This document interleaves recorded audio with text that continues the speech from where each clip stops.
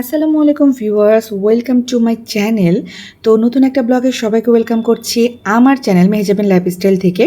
এখন আমি আজকের এই ভিডিওটাতে কথা বলবো হচ্ছে নিশিকে নিয়ে।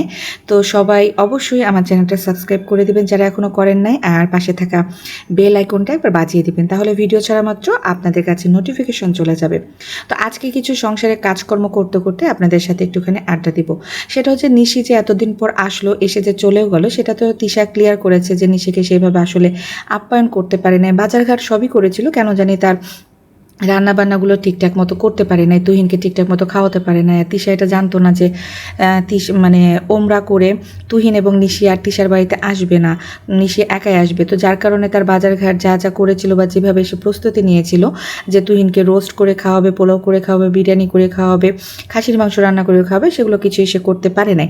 তো যাই হোক, তার এগুলো আসলে ইচ্ছাই ছিল না। সে বাজারঘাট সবই করেছে, সবই লোক দেখানো করেছে, কিন্তু তার আসলে করার কোনো ইচ্ছাই ছিল না, রান্নাবান্না করার ইচ্ছাই ছিল না। সে প্রতিবেলাতে নাকি নিশিকে জিজ্ঞাসা করেছে যে নিশি কি খাবি, কি রান্না করবো। তো নিশি ওভাবে বলেছে, ভাবি যা যা পারো করো, সমস্যা নেই, এগুলো করতে হবে না। তো নিশি তো এভাবে উপস্থাপন করছে, এভাবে বলেছে।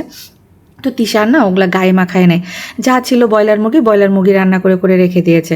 তো এর পরবর্তীতে ওমরা করে নিশি একাই গিয়েছে তোষানকে নিয়ে, তুহিন আর যায় নাই। তো যাই হোক, বাপ্পি তো আসার সময়তে হচ্ছে 30, আমি তো দেখলাম 30,000 টাকা, তো অনেকে বলতেছে 15,000 টাকা নাকি। তো যাই হোক 15 বা 30 যাই হোক টাকা দিয়েছে তোষানের হাতে।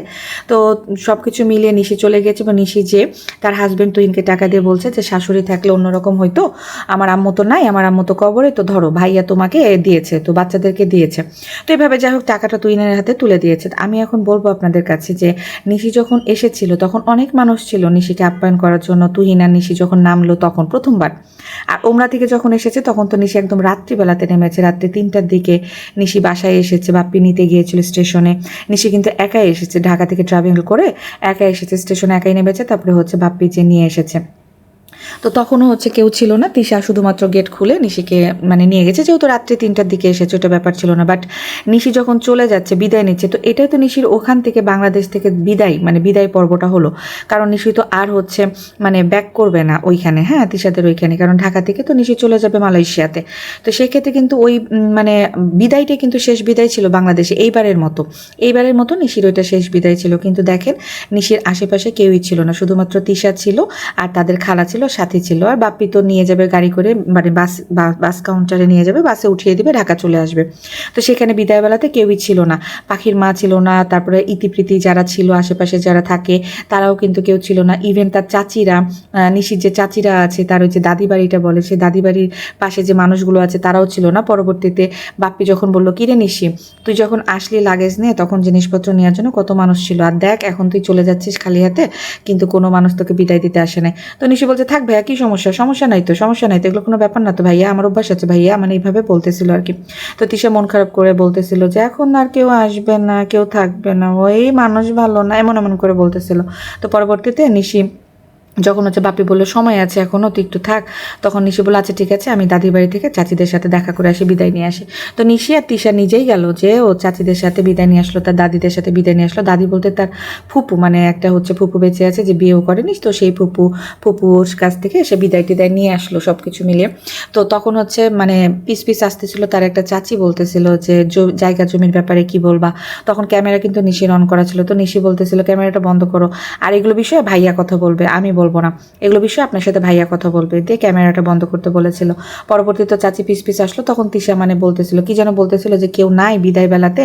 তখন মানে নিশি আসলে একটু মন খারাপই করে এসেছে সব কিছু মিলে, যেহেতু বাবা নাই মা নাই, সবাই মানে নিজ নিজ জায়গা থেকে পরিবর্তন হয়ে গিয়েছে, তার বিদায় বেলা সে চলে আসতেছে, তো সেই জায়গাতে তার কেউই ছিল না দাঁড়িয়ে। তো তিশা একা বিদায় দিল। তিশা বললো যে দরকার আছে, কারো দরকার নাই, মন খারাপ তো হইতেই পারে, কেউ না আসতে পারে, তো কি হয়েছে, আমরা আছি।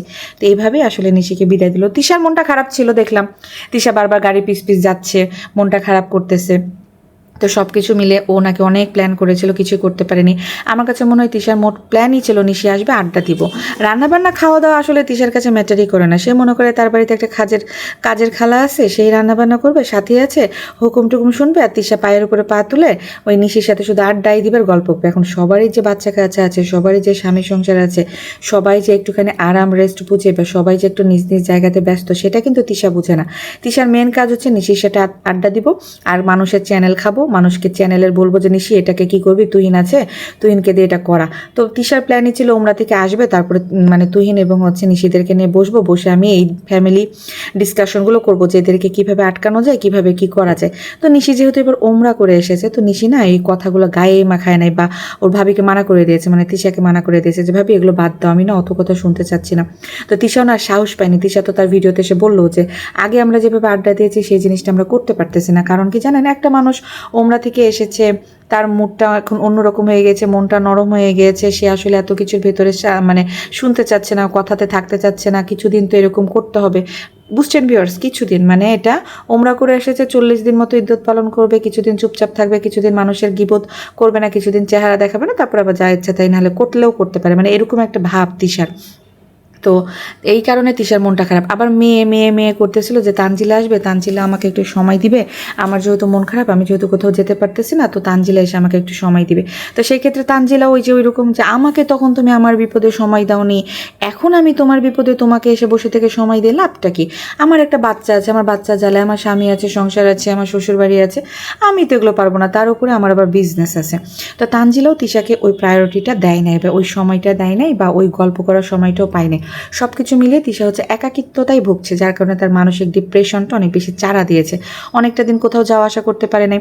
ওই যে আসছে যখন হচ্ছে মানে রোজার ঈদে যখন খুকির সাথে ঝগড়া করে আসে, তারপর থেকে তো আর মায়ের বাড়িতে যেতে পারে নাই। মা বাবারে তো কুরবানি ঈদের পরে এসে হয়ে হুলস্থুল করে গেলে, এতগুলো মানুষ আসলো, কুরবানি ঈদের পরেই তো বাপ মা ভাই বোন সবাইকে মিলে যে তাবিয়ার কান ফোরানোর অনুষ্ঠান করলো, তারপরে হচ্ছে তানজিলার ছেলের বার্থডে করলো, তখন তো বাবা মার সবার সাথে ফ্যামিলি সবার সাথে দেখা হয়েছে, কিন্তু তারপরেও তিশার মন ভরেনি। তিশা বাপের বাড়ি যাওয়ার জন্য উসকুস করছে, কিন্তু যেতে পারছে না, একটার পর একটা যেহেতু ঝগড়া ঝামেলা লেগেই থাকছে। তারপরেও তিশার কিন্তু যাওয়ার কথা ছিল মিমের মেয়ে ইকরার বার্থডেতে, ওইখানেও কিন্তু যাওয়া পড়লো না, বাধাগ্রস্ত হলো। আবার ওইখানে যাই নাই সেটাও ভালো হয়েছে, কারণ ওই যে তিশা বললো যে আমি না ওখানে যাই নাই, ভালো হয়েছে, কারণ দেখেন এই ঝামেলাতে আমি পড়ে যেতাম, যেহেতু মাথা ফাটাফাটি হয়ে গিয়েছে, এত মারামারি হয়ে গিয়েছে। দেখেন তাদের প্রত্যেকটা অনুষ্ঠানে ঝামেলা হয়, সবসময় ঝামেলা হয়, ঝগড়া কথা কাটাকাটি দিয়ে এবার হয়ে গেছে মারামারি, মাথা ফাটানফাটি হয়ে গেছে। তো এই ক্ষেত্রে তিশা কিন্তু বলছে ভাগ্যিস আমি যাই নাই, নাহলে এই দোষটাও আমার ঘরে এসে পড়তো। তো সেই থেকে না ও যাওয়ার জন্য লাফালাফি করছে, কিন্তু যেতে পারছে না। তানের পরীক্ষায়, তাবিয়ার পরীক্ষা, এটা ওটা মিলে মানে বাধাগ্রস্ত হচ্ছে। তো যাবে, এই তো তাবিয়ার পরীক্ষা শেষ হয়ে গেছে, সাবিনা হাতে এই কারণে বাপের বাড়িতে এসে অলরেডি অবস্থান করছে যে হচ্ছে বোন আসবে, বোনের জন্য দেখাশোনা করতে হবে, কারণ হচ্ছে মা একা পারবে না, আর মিম তো আসবে না। এই কারণে তা মানে সাবিনা হাতে এখন থেকে এসে বসে আছে যে মাকে হেল্প করছে, বাড়িঘর পরিষ্কার করতে হবে, আপা আসবে, তিশা আপা আসবে। তো এই জন্য সাবিনা হাতি এখন ওই বাড়িতে অবস্থান করছে। তিশা আপা আসার পর সেই বাড়ি ছেড়ে যাবে, মানে এখনো লং টাইম সে বাপের বাড়িতে পড়ে থাকবে। এদিকে দেখেন নিশি কিন্তু শ্বশুরবাড়ি থেকে চলে এসে বিদায়ও নিয়ে নিয়েছে, এখন কিন্তু আছে সে যার বিজনেস পার্টনার, ওই বিজনেস পার্টনারের বাসাতে। এখন দেখেন আমি এখানে এই জিনিসটা ক্লিয়ার করব যে যে জায়গাতে দেখেন আত্মীয়তার সম্পর্ক নাই, রক্তের সম্পর্ক নাই, শুধুমাত্র মৌখিক একটা আলাপ আলোচনা, যেমন মালয়েশিয়াতে তারা একসাথে থাকতো এবং ঢাকাতে সে বিজনেসের কাজ করছে ওই মেয়েটাকে দিয়ে। তো এই মিতুর বাসাতে এসে সে কিন্তু খুব খাবার দাবার এবং আপ্যায়নটা পাচ্ছে। প্রথম দিন যখন এসেছিল, নেমেছিল ঢাকাতে যখন মালয়েশিয়া থেকে প্রথম ঢাকাতে আসলো, তখন কিন্তু মিতুর বাড়িতে গিয়েছিল। তো মিতুর বাড়িতে যেয়ে সে খাবার দাবারের আয়োজনগুলো মিতু কিন্তু খুব সুন্দর করে করেছিল। আজকেও দেখলাম যে সে মিতুর বাড়িতে অবস্থান করছে, সেখানেও দেখলাম বিরিয়ানি টিরিয়ানি, পোলাও কোরমা, অনেক কিছু, রোস্ট সব কিছু রান্নাবান্না করেছে। এরকম রান্নার কোনো আয়োজন আমি তিশার বাড়িতে বা মানে নিশির শ্বশুর বাড়িতেও দেখলাম না। নিশি তো প্রথম দিন যেও একটু ভিডিও করেছিল, ক্যামেরা ধরেছিল, খাবারের অন্তত খাবার পরিবেশনটা মানে ডাইনিং টেবিলটা তো দেখিয়েছিল যে কী কী খাবার তাদের জন্য রান্নাবান্না করা হয়েছে। সেখানেও কিন্তু আমি তাদের জন্য স্পেশাল কোনো আয়োজনই দেখলাম না। তো যাই হোক, এখন মিতুর বাড়িতে যে দেখলাম যে মিতু ঠিকঠাক মতো আয়োজন করেছে। এই প্রথম দেখলাম যে তাকে কেউ খাবার দাবার খুব সুন্দর করে সার্ভ করেছে। তো রাশেদা ভাবির বাড়িতে গিয়েছে সে দেখা করতে, প্রত্যেকটা মানুষের সাথে দেখা করছে। সে যেহেতু চলে যাবে মালয়েশিয়াতে, 20 তারিখ নাকি 22 তারিখে টিকিট অলরেডি কাটা হয়ে গেছে, সব কিছু মিলে সে তো এখন দেশ ছেড়ে আবার চলে যাচ্ছে। তো দেখেন আসবে করে একটা মানুষ এসে চলে গেলো। তিশার বাজারগুলো সব কিছু তার সেই ফ্রিজের ভিতরেই ঢুকানো থাকলো। আর নিশি আসবে বলে সে 1,60,000 টাকা দিয়ে ফ্রিজ কিনলো, ডাবল ডোরের ফ্রিজ কিনলো, যে অনেক বাজার করতে হবে, নিশিকে অনেক কিছু আমি রান্নাবান্না করে খাওয়াবো, আমার ফ্রিজ লাগবে। তাই তার জমানো টাকা দিয়ে শখ করে সে তার ফ্রিজটা কিনলো, এবং ফ্রিজ ভর্তি করে বাজারঘাট করে বাপ্পির টাকা দিয়ে ফ্রিজ লোড করে ফেললো। এখন বসে থেকে খাবে। তার উদ্দেশ্য হচ্ছে যে মায়ের বাড়িতে যাবে, পোটলা বেঁধে মায়ের জন্য নিয়ে যাবে। কিন্তু এই যে নিশিটা আসলো, মা মরা মেয়ে, বাপ মরা মেয়ে, ভাই ভাবি এখন একমাত্র সম্বল, সে তো দেশেও এখন আর আসতে চাইবে না। খুব মানে না হইলে, প্রয়োজন না হলে সে আর আসতে চাইবে না। এবার তো বাপ মা ছাড়া এসেই বুঝে গেল যে আমার অস্তিত্বটা কি বা আমার হচ্ছে সম্মানটা কি পেয়েছে, যদি বোঝার হয়। বাট এরা না একটু কেমন যেন। আর নিশিকে আমি দেখলাম যে হ্যাঁ হ্যাঁ হ্যাঁ, না না না ঠিক আছে ঠিক আছে, না না না ঠিক আছে, হাজবেন্ডও তাই ও তাই, মানে এদের মান সম্মান জ্ঞান একটুখানি কম, যে দেখছে যে আমাকে একটা জায়গাতে এইভাবে ট্রিট করছে, যখন আমি সোশ্যাল মিডিয়াতে আছি, যেখানে আমি ভিডিও করছি, এই ফুটেজগুলো ভাইরাল হবে, তার চ্যানেল থেকে হবে, আমার চ্যানেল থেকে হবে, সেক্ষেত্রে এই জিনিসগুলো আমাকে আবার বিয়ার করতে হবে। এরা ঘুমায় কীভাবে এত মানে হচ্ছে টেনশন নিয়ে, বা এত মান সম্মান হানি নিয়ে, বা এত মানুষের এত এত কথা নিয়ে, এত বাজে মন্তব্য নিয়ে। তো সব কিছু মিলে যেহেতু তারা রোজ মানে ভিডিও করতেছে, প্রত্যেক দিন রোজ ভিডিও করতেছে, ডেইলি ব্লগ করতেছে, সেই ক্ষেত্রে কিছু কিছু জিনিস তো তাদেরকে ওই রকম সিস্টেম মেনটেন করে করা উচিত, যেন আমাদেরকে নিয়ে কথা বলারই সুযোগ না পাই। দেখি তো ভাবি, তুমি এটা এভাবে করো, তো আমি আসছি, এগুলো কিন্তু মানুষ কথা বলবে, আমার এখানে একটা প্রেস্টিজ আছে, তুমি এভাবে করো, এটাও তো নিশি বলতে পারে। বাট না, তার কোনো এক্সকিউজই নাই, সে ম্যাটারই করে না যে আচ্ছা ঠিক আছে, খেতে দিলে দাও, না দিলে নেই, আমি এরকমই ঠিক আছে, আমার কোনো নেই। তো এইরকম করতে করতে না সে তার বাচ্চা কাছে এবং হাজব্যান্ডকেও ছোটো করছে। পরবর্তীতে দেখবেন যে বাপ্পি যেমন ভিডিওতে ক্যামেরার সামনে বলতেছে এটা আমার পাগলা মামা, এটা আমার পাগলা মামা, মানে তোষানকে এভাবে মানে বলতেছে এটা আমার পাগলা পাগলা। আসলে তার বাপ মা ভাই বোন সবগুলাই পাগলা, তাদের মেন্টালিটি আমার কাছে পাগলা মনে হয়। তাদেরকে কোনো কথা বললে মনে হয় গায়ে লাগে না, চোখ বড় বড় করে তাকায়, হা হা হা করে হাসে, কি বলে না বলে আমার কাছে একটু মেন্টাল মনে হয়। আর তুহিনকে আমার একটু এরকমই মনে হয় যে সব কিছু হা হা হা হা করে মেন্টাল মনে হয়। একটা মানুষের, এত বড় একটা মানুষ, তার একটা জেন্টালিটি ভাব থাকবে না, বা তার একটা ভাইবস থাকবে না, যে এত বড় একটা লোক বা একটা অ্যাটিটিউড, এরকম কোনো কিছু না। কি বলে না বলে সব কিছুতে শুধু দাঁত বের করে হাসে, চোখ টিপ মারে, আর সব কিছুতে না ঠিক আছে ঠিক আছে ঠিক আছে, কথা শুনে কম, আগেই বলে ফেলে। তো বাপ্পিকেও আমি দেখলাম না যে একটা বোন জামাই হিসেবে তুহিনকে এনে গাড়িতে করে এখানে ওখানে যাওয়া, এটা কিনে দেওয়া, একটা একটা কিছু সাথে করে এনে যে শপিং মলে কিনেও দিতে পারতো, সে টাকা দিয়ে দায়িত্ব শেষ করে দিল, যে মানুষ তো আমাকে বলতে শুরু করেছে। টাকাটাও দিত না, মানুষ যেহেতু রোস্টিং করতে লেগেছে, কমেন্ট করতে শুরু করেছে, মানুষ এদিক ওদিকে বলতে শুরু করেছে, তখন সে বাধ্য হয়ে জিনিসটা দিয়েছে। এবং দেওয়ার সময় সে ক্যামেরা ভালো করে ধরতে, এই এদিকে ধরো, ক্যামেরা ডান দিকে ধরো, কাছে আসো কাছে আসো কাছে আসো, টাকা গুনে গুনে গুনে গুনে দিচ্ছে, শুনে শুনে অ্যামাউন্টটা, যেন মানুষটা বুঝতে পারে যে দেখেন আমি কিন্তু এই টাকা দিয়েছি। তো সব কিছু নাটক, তারা যে জিনিসগুলো করে সেই জিনিসগুলো থেকে কিন্তু আমি কথা বলি, আদারওয়াইজ অন্য কোনো বিষয় নিয়ে আমি কথা বলি না। আর প্লিজ আপনারা এই কামড়াকামড়িগুলো বন্ধ করেন, মেন্টালি টর্চার লাগে। এর ভিডিওতে এটা বলা যাবে না, ওর ভিডিওতে এটা বলা যাবে না, আমার অনেক ভিডিও থেকে অনেক কথা কাটসাট করে নিয়ে গেছে এই ডাকাতাপা। তো ডাকাতাপাটাকে নিয়ে আমি আর কথা বলতে চাচ্ছি না, এটা মেন্টালিভাবে আমাকে একদম ডিস্ট্রয় করে ফেলতেছে, আমার সারাদিনের কর্মকাণ্ড কাজে ব্যাঘাত করতেছে ডাকাতাপা। তো আমি তাকে একটা সুযোগ দিয়েছিলাম, সে তার সুযোগটা কাজে না লেগে আরও বেশি যদি বাড়াবাড়ি করে, পরবর্তীতে কিন্তু আমি তাকে আরও বাজেভাবে এক্সপোজ করতে বাধ্য হব। আমি আবারও আলটিমেটাম দিয়ে দিলাম, ফার্দার এখানেই যেন স্টপ হয়ে যায়, ফার্দার যেন আর অন্য কোনো বিষয় নিয়ে লাফালাফি নাচানাচি না করে। ভিউয়ার্সদেরকে তো পটায় শটায় নিয়ে গেছে, টাকা পয়সা দিয়ে তো মানুষের মুখ বন্ধ করে ফেলেছে। আমার কমেন্ট দাতাদের গুলোকে তো হচ্ছে সে মাথাতে ইনজেকশন পুশ করে একটা মিথ্যা জিনিসকে মানে ঢুকিয়ে দিয়েছে তাদের মেন্টালিটির ভেতরে, যে এইটা। বেশি বাড়াবাড়ি করলে না, আমি খুব শান্ত শিষ্টভাবে অনেক বড় একটা প্রমাণ স্বরূপ নিয়ে আমি খুঁজা বাইর করে হইলেও অনেক কিছু নিয়েও আমি হাজির হব। আমি এই ভিডিওতেও কথা বলতে চাচ্ছিলাম না। তো ভিউয়ার্স, আমি আজকে সারাদিনে কী কী কাজ করেছি, রান্নাবান্না থেকে শুরু করে ঘরদরের কাজকর্ম থেকে শুরু করে, সেটারই কিছু ফুটেজ, কিছু অংশ আমি আপনাদের উদ্দেশ্যে শেয়ার করেছি। আর সাথে সাথে আমি কিছু কথাও আপনাদের উদ্দেশ্যে শেয়ার করেছি।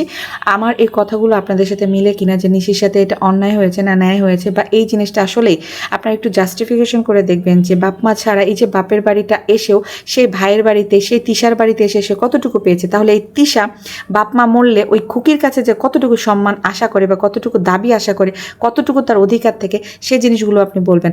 আজকে তুমি আমারটা করছো, কালকে তোমারটাও হবে, সেম জিনিসটা হবে। সেম জিনিসটা যেরকম নিশির ক্ষেত্রে হয়েছে, তিশার ক্ষেত্রেও কিন্তু এই জিনিসটা হবে।